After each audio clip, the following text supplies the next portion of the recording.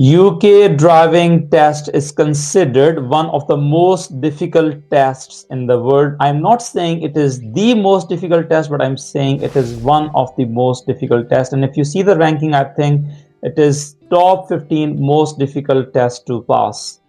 I recently gave my theory test, which I passed in the first attempt in May 2025, and then I booked my practical test, which happened last week on 27th of October, which I failed. Even though I paid a lot of money, I booked some driving lessons as well, and all those things that I actually going to explain in this video, but I failed in that test. And in this video today, I'm going to explain what are some tips to actually pass the theory test in the first attempt, and what should you avoid in the practical test so that you can you can pass in the first attempt, not like me, in which I failed in the first attempt and I am now looking to book for another test. So if you're interested, please watch this video.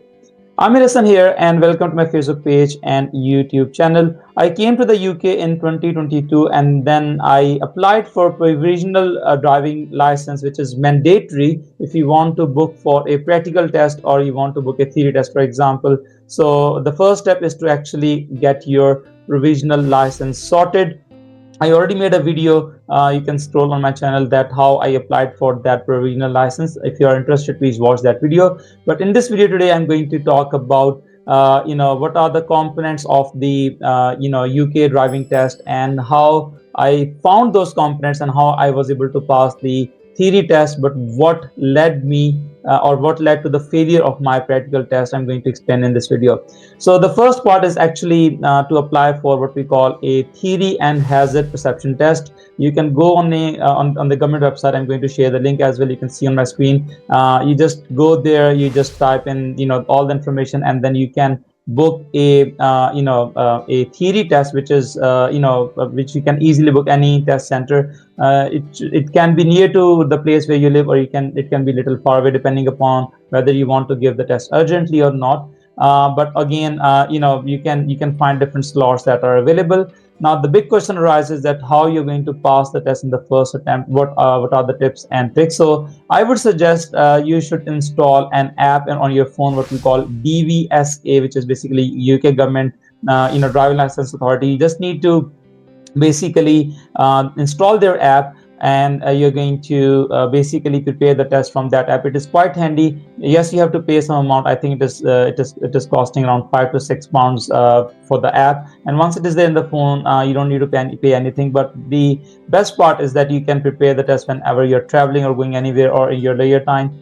Basically, the first thing you need to do, if you see on my screen, what you have to do, you need to basically do some sort of practice and study and practice.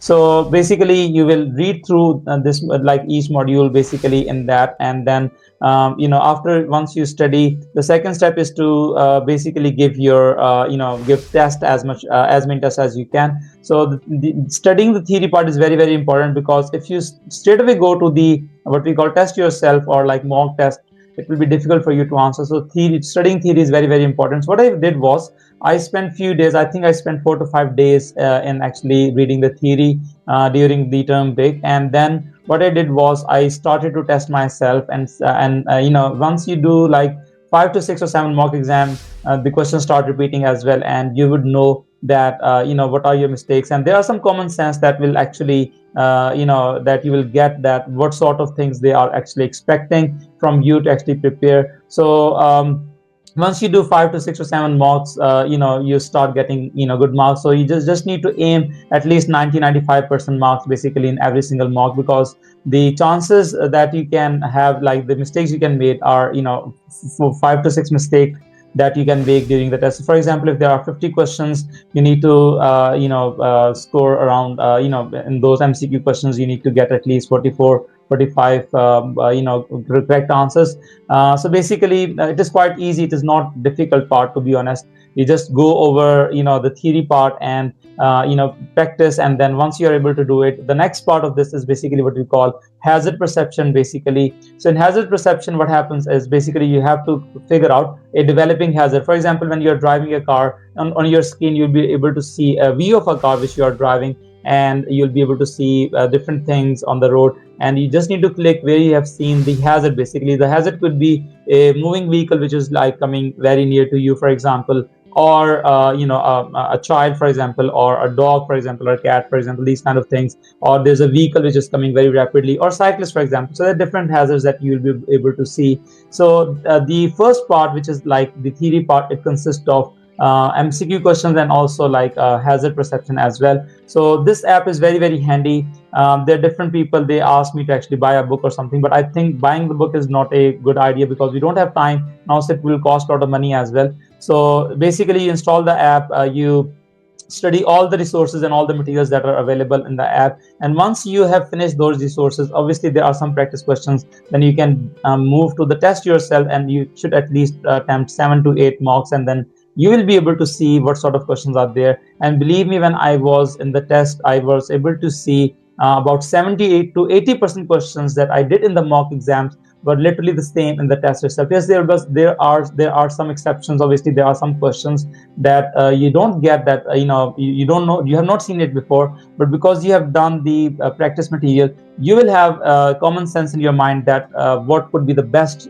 possible answer in that particular scenario. And I found it quite easy. I think I made only one mistake basically on those. And the second thing is about the hazard perception. And in hazard perception, basically there is a time frame where you have to link. If you basically click too early, for example, then it will not count it as a hazard that you have not recorded on the right time. And or if you delay too much, then obviously you will lose points. So basically there's a right time that you need to actually click on that. And obviously in the app, you will get to know, you just need to press when you see the hazard. And obviously there are not unlimited clicks that you can do. You have to do a certain amount of clicks, and after that it will null and void, and it will basically give you 0 marks, because we are not allowed to do too many clicks. So whenever you see a hazard, when you see that the hazard is coming and you have seen it, you just need to press on the screen, and you might get 5 out of 5 marks on that, or 4 out of 5, or 3 out of 5, depending upon how quickly you have reacted. And if you have reacted too early, then obviously you'll get 0 mark, or if you reacted too late, then you'll get 0 marks again.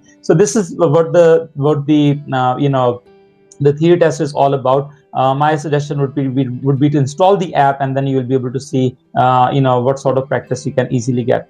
Now the second part of the video is about the practical test, which I failed recently. I have been driving in Pakistan for many years. Like you can say, I bought my first car in 2011, and I drove in Pakistan around like 10 to 11 years, you can say. And I was driving automatic car. So when I was booking the test, first of all, the test dates, they don't come easily.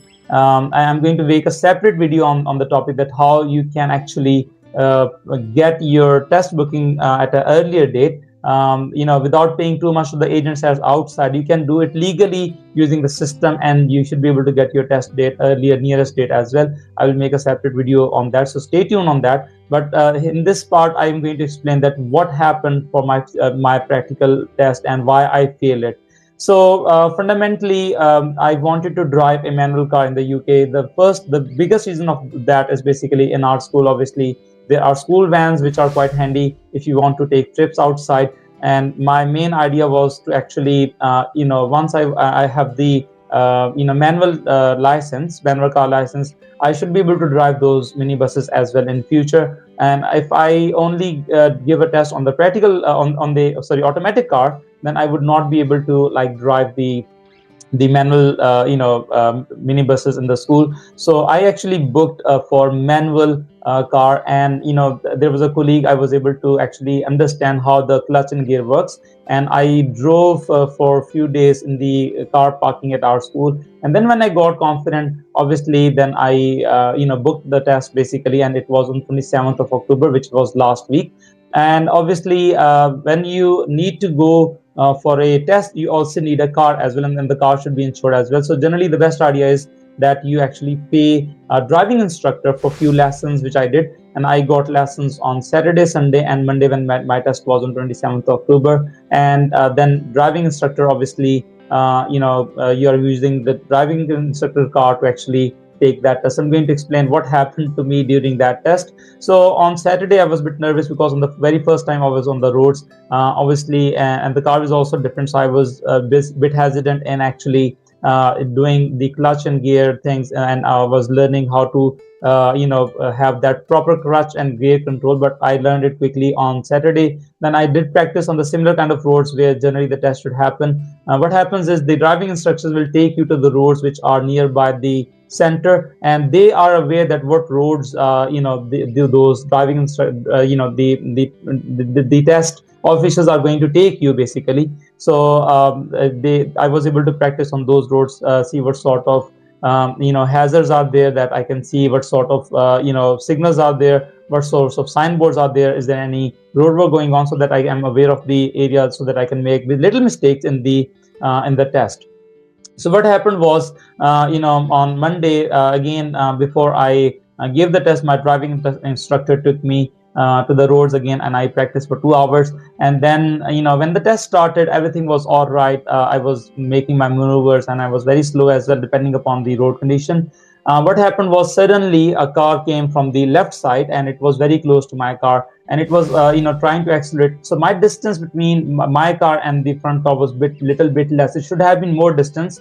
You should be able to see the tires of the car in front of you, but my car was a bit closer. So at that point, I realized that I might not pass this test, but everything went smoothly. As part of practical driving test, you might be asked to do some sort of maneuvers as well. For example, they might ask you to pull to the right side or the left side, or they might ask you for parallel parking, those kind of stuff, things. They might ask you to stop immediately in the middle of the road, depending upon their different maneuvers that you will learn obviously during the part of this practice. So I was able to do all those maneuvers. And when the last part of the driving test was basically to take the car to the parking of the driving center, where I made a very big mistake. He asked me to turn to the right, and I should have waited, and I should have made sure that my car stays on the left hand side, because here the roads are basically dual roads. The traffic is actually coming in front as well and going this way as well. So if you want to move to the right side, you should stay in your lane, and you should be still, and then you should maneuver. But what happened was, when he asked me to move to the right, I was bit, I panicked, and instead of looking, instead of making sure that my car is steady, without halting it completely by looking at all the mirrors, while turning, my wheel was slightly to the right from the middle of the road, and it is basically was on the other side of the road, on the right hand side, from where the incoming traffic was supposed to come. So that was my second mistake. So when I went into the parking, my the official told me that I failed my practical test because of these two things. There were some minor mistakes as well. There was one mistake, what we classify as a minor mistake, which was like about clutch control or the gear control. But these two were the major mistakes. So basically, if you're able to avoid the major mistake, and you can make up to 15 minor mistakes. But if you make a major mistake, any one of those mistakes during these 35 minutes, you are failed.